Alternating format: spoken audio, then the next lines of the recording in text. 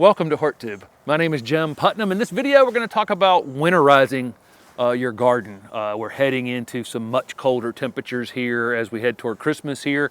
It hasn't been very cold this fall for us here in Raleigh, North Carolina, Zone 7B. We've had a few nights below freezing and a few other nights that were near freezing, but it hasn't shut the garden completely down. Most things that were smart have lost their leaves and have gone to sleep, but there are still some things that are blooming. In fact, we have a bit of a crossover going between summer, fall, and spring right now in the area. I see some salvia still blooming.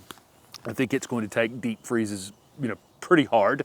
And then, of course, we have our camellias blooming right now, which is the normal time for those to be blooming. And this type of cold will just stop those from blooming temporarily, but any buds that aren't open will continue to open later. And then we're seeing things that will usually bloom well on the other side of the winter because we have had a little cold and then it warmed back up. We're seeing things like cherries in bloom, and that's just, the way it is. It'll shut those things down. If they've got any flower buds left on them later, they'll come out and bloom later. So let me talk about a few issues you might need to take care of in your garden as we dip down to some very cold temperatures upcoming. Real quickly before I jump into a few things I am winter protecting, which isn't actually very much here, this is actually much worse, I feel like, in the spring, on the other side of winter or late winter going into spring than it is this time of year. The plants are naturally in the process of going to sleep, even if they haven't gone completely to sleep, like I'm telling you, which leaves them a little bit more vulnerable to some damage.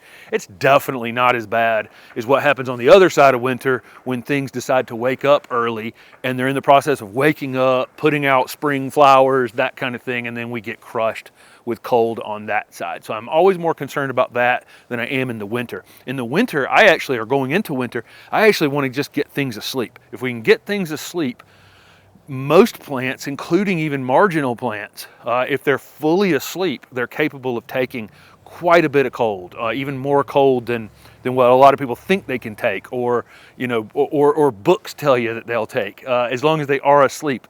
Again, the problem is going into this particular cold, I've got some things that aren't asleep. I've said asleep a few times. Dormant is the word for that. The plants have not gone fully dormant. This butterfly bush is a great example of that. I'm not worried about this butterfly bush. It's been in the ground for a couple years. And that's part of the issue here, is that if you're looking at a shrub and it's still not quite asleep, but it's hardy in your area,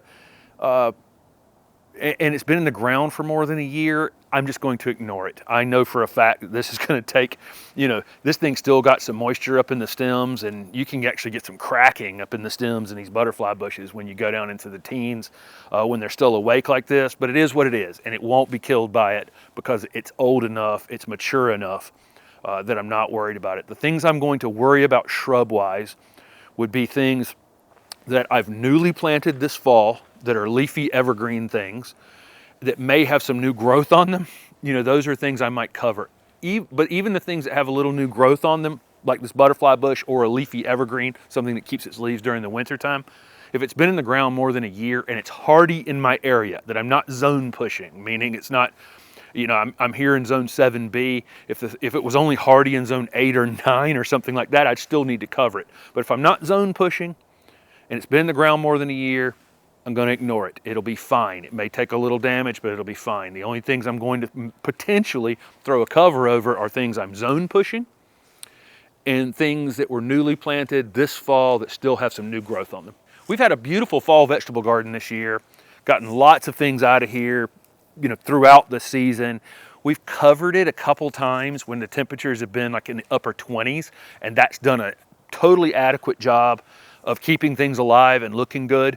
Once we head toward the teens, definitely my broccoli and if I had cauliflower, some of the more tender things that are here, including like the peas, although they're tough as nails, the teens will hurt them. I'm going to go ahead and pull all of those things, make sure I'm getting whatever broccoli I have left, get it out of here. The kale, the mustard, some of the leafy greens that are in here can be covered and continue to be covered. So If you have broccoli, if you have cauliflower, if you have any of those kinds of pickable things, you might want to get them before the cold. And that would include, I'll probably go ahead and get any beets we have left out of here, kohlrabi out of here. But again, the kale and any mustard and the what is it called? Yeah, Swiss chard, sorry. I'm asking Steph. The Swiss chard will be fine through the winter time. I will cover it in the teens. It won't kill it, but I don't even want it hurt. So we'll put a cover over it. I'll show you some cover options in just a second. So a couple things we are going to protect. Again, those a few leafy evergreen vegetables that I want to try to carry through the winter. Again, kale and mustard are great examples of that, of greens that you can have all winter long and pick. Most of our conifers this season that we put in containers, like this boulevard cypress or this boxwood, were picked specifically because they're quite a bit more cold hardy than our area. So here in zone 7, I've got lots of zone 5 hardy things in the containers and they don't need any protection. If it was, the only way I'd think about protecting these is if it was going to stay below freezing for several days. We have one day I see that's not predicted to come above freezing, so that'll put us somewhere potentially around 48 hours where these pots will stay frozen. I think that's okay with something that's a couple zones hardier than my area. If I looked at it and it was like 3-4 days, it wouldn't be so much the temperature, it would be the fact that all the water's locked up from the soil being frozen solid that would concern me. And in that case, I just put them all together and throw a cover over them, basically giving some additional heat during the day. It's not really going to change the night temperature under there, but it will allow them to thaw during the day. It'll collect a little heat under the cover. And again, I just need them to thaw. I need that water available to the top of the plant. It can't get it if it's frozen solid. We do have a couple things like this Dianella, which is a beautiful evergreen grass-like plant. It's zone 7B or 8 hardy, and so it definitely needs to come in. And all we do with it is put it on the porch. This is a heavy-duty plant at this point, and I think it'll be fine if we just pop it up here on the porch. I've got a couple things like that. So if I know that it's barely hardy in my area, it's something that's going to go on the porch. In temperatures that are not below our winter lows. Okay, this cold front that we're getting here right around Christmas or a little after is still not near our average low temperature for the winter. Our average low temperature here in the winter is like 5 or 10. That's our historic low temperature. It's only when it approaches that I'm going to go another step and take these things into the house and start really covering things that would need to be protected in a below normal winter condition. The only thing I'm protecting from right now is it's getting cold, pretty cold, and the things just haven't had any experience with it yet this year. We have a windmill palm that's coming up on 3 years old. It was 2 years in a container sitting here and it went in the ground this year. These are actually a lot more cold hardy than I think anyone would suspect. The main thing that gets these palms in the winter is water. And so, I've got it really mounded up very, very high because we have a clay-based soil. So I'm more, a lot of times our winter kill things that we think are cold related are actually are more related to wet feet. This palm goes on the list of things that would get covered if the temperatures were going to be below what would be a normal winter low temperature for us. And as long as we go down to 25 and then we go down to 20 and then we go down to 15 and then we go down to 10, I'm not going to worry about it. Okay, it seems like something I would, but again, things that get themselves to sleep and are truly asleep will then be very adaptable to super cold temperatures. It's only when it drops below what my average low temperature for the winter was. I go from being in zone 7 to a zone 6 winter. If anything below 5 degrees or zone 7A, I'm starting to drop into a zone 6 winter. And then I'm definitely concerned about the plants that I'm slightly pushing the boundaries on. We do have a few things that are truly just zone 8 hardy, and we're here in 7B, that I might consider covering if it got anywhere near our normal low temperature, like slightly above that. you know, somewhere around the 10, 15 degree mark, I would think about covering this Fatsia, this spider's web Fatsia. Although it's planted up against the house, it's probably going to be in a slightly better condition than a couple of the other things we have in the front yard are. So real quickly, let's talk about this sweet viburnum that's a definite zone 8 to 10 plant. This one's called Sugar Cookie. It's a Southern Living Plant Collection plant. Again, it's not quite winter hardy in my area if I have a normal winter. But the thing is, we haven't had a normal winter in a few years, and I suspect we won't get down to 10 or below this winter. Who knows? Maybe we will, maybe we won't. But when I'm talking about something that's I'm pushing the zones on, if it's going to be 20, 22, 23 degrees or the upper teens, that's still zone 8. And so there's not really an issue with having that plant uncovered, unprotected, going in. The only time I'm going to protect it is when it actually drops below a temperature for zone 8, if that makes any sense. Okay, I've got an Indian hawthorn, an upright Indian hawthorn, same exact thing. This is a zone 8 hardy, leafy evergreen plant. 20 degrees in zone 8 is no big deal. Okay, 10 degrees would be. And so this plant has the potential to have a cover sheet, some sort of shade protection blanket, frost protection blanket thrown over it at some point during the winter time. Anything that's like approaches our average low temperatures for zone 7 or zone 7A, this thing gets a cover. One thing I definitely want to point out on some of those marginal plants for my area is the time in the ground matters. And so that palm being 3 years here, putting on some real girth, that matters. They'll be able to tolerate more cold each year.